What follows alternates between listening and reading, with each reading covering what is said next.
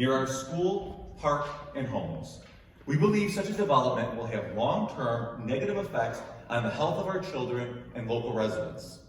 Near the end of my remarks, I asked this board, did any of you have a second thought about putting an industrial facility next to an elementary school? My question was not rhetorical. Our community is legitimately trying to understand how each of you could have seriously considered an offer from an industrial builder when the land was adjacent to an elementary school. Supporters of this sale have said LTHS is merely the seller of this land and has no say over what a buyer does with it. But in communication secured through FOIA over the past week, we learned you were a close partner in this deal since last March.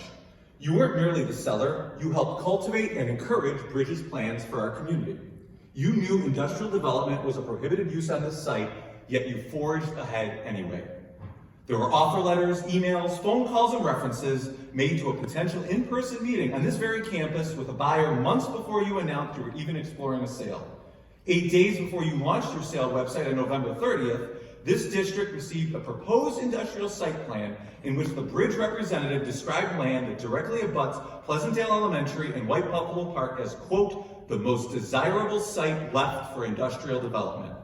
An email to Superintendent Waterman from the developer's representative even references discussions held with the district over future stormwater management on the land.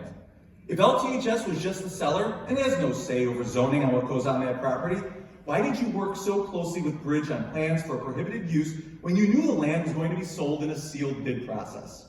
Now, I'm not shedding a tear for any prospective industrial buyers out there, but didn't your actions also give Bridge an 8-month head start on the competition?